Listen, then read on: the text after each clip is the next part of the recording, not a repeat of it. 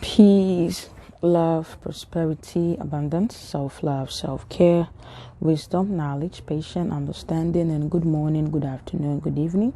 Shalom, aloha, salam alaikum, and grand rising, and we rising to the top. Family, I came across this video, and I'm going to share my 2 cents before I play the video. We got to be very careful. This message goes to both men and women. We got to be careful. The secret meaning that changed rap music and destroyed a generation. So says, hello.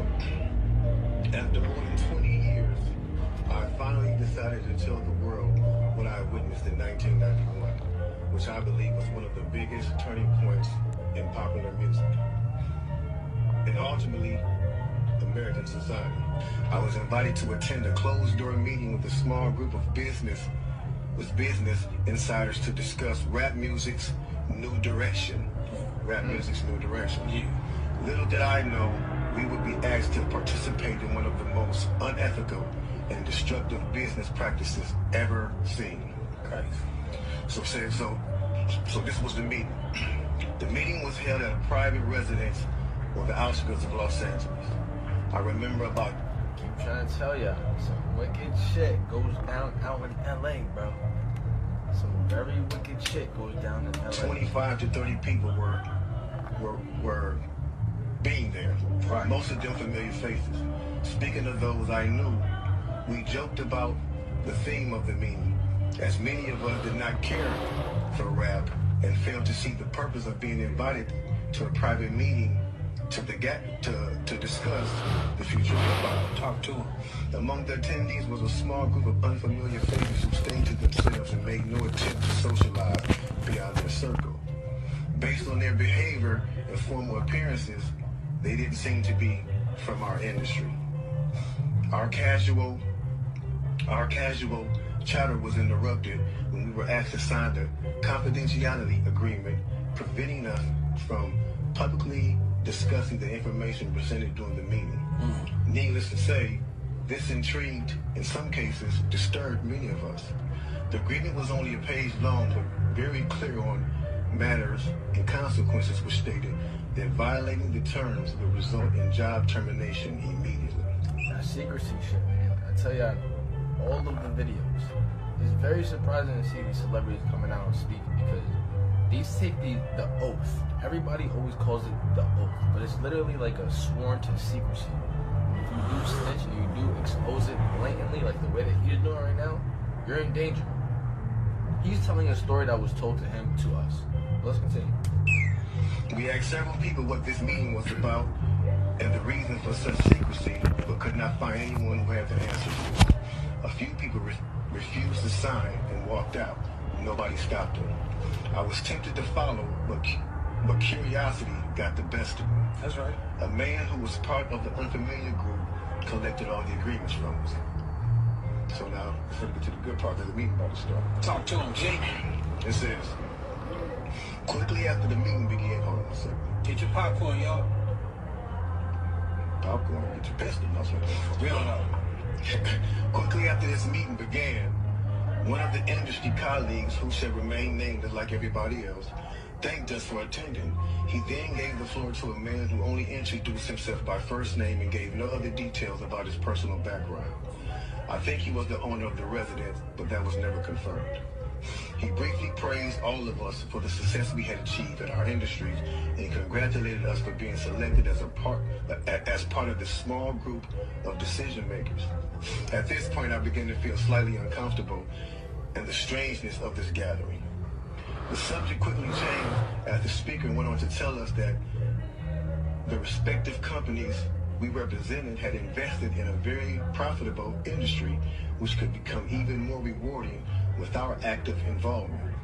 He explained that the companies we worked for had invested millions into the building of privately owned prisons, and that our positions of influence in the music industry would actually impact the profitability of these investments. Wow. He says, I remember many of us in the group immediately looking at each other in awe and confusion. At the same time, I didn't know what a private prison was, but I wasn't the only one. Sure enough, someone asked what these prisons were and what any of this had to do with music. We were told that these prisons were built by privately owned companies who receive funding from the government based on the number of inmates. The more inmates, the more the government would pay these prisons. This is the same thing I was talking about when we reacted to Kendrick Lamar N95, right? Kendrick Lamar always speaks about the struggles of the hood and doesn't seem to speak about it as a way to get out, but in terms actually glorifies the lifestyle that he has to go through, glorifies, you know, the street life and stuff like that. That in itself is promoting an agenda. A lot of these kids look up to these rappers, like really think about this real quick. A lot of these kids, a lot of these teenagers look up to these rappers on some gang shit, toting pistols, walking around with choppers, 50-round drums.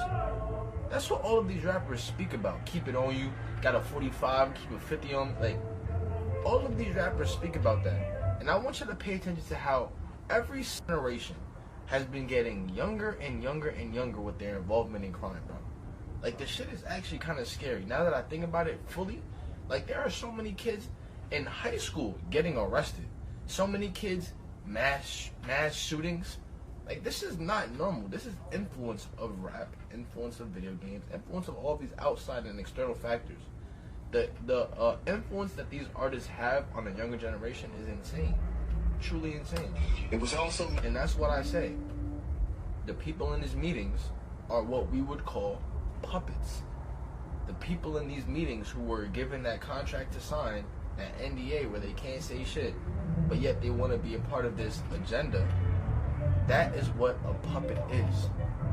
Meg Thee Stallion, Kendrick Lamar, Cardi B, all of these rappers, Polo G, all of these rappers. Let's continue. Very clear to us that since these prisons are privately owned, as they become publicly traded, we'd be able to buy shares.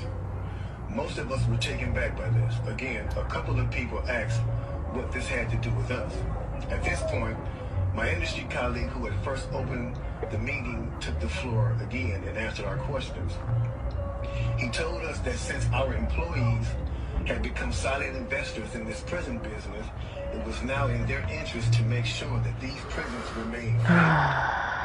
Our job would be to help make this happen by making music which promote criminal behavior, rap being the music of choice. He assured us that this would be a great situation for us because rap music was becoming an increasingly profitable market for our companies, and as employees, we also be able to buy stocks in these prisons. Immediately, silence came over the room. You could have heard a pin looking around to make sure I wasn't dreaming and saw half of the people with dropped jaws. My daze was interrupted when someone shouted, "Is this a fucking joke?" At this point, things became chaotic. Right. Two of the men who were part of the unfamiliar group grabbed the man who shouted and attempted to remove him from the house. A few of us, myself included, tried to intervene. One of them pulled out a gun, and we all backed off. They separated us from the crowd, and all four of us was escorted outside. My industry colleague, who opened up the meeting earlier, hurried out to meet us and reminded us that we had signed an agreement and would suffer the consequences of speaking out about this publicly, or even those who attended the meeting. I asked him, why was he involved with something so corrupt? And he replied, it's bigger than the music business and nothing we can do. And no, it's bigger than the music business and nothing we want to challenge without risking consequences. We all protested as we walked back into the house. I remember word for word the last thing he said. It's out of my hands now. Just remember, you signed an agreement. He then closed the door behind him. The men rushed us to our car and actually waited until we drove off the property. Damn. So this meeting, bro. Now that's a lot for a meeting right there. Oh yeah, definitely. You know, and this person later on, he said, you know, this person actually ended up leaving the music industry. After this happened, a few years after this, he ended up leaving the music industry.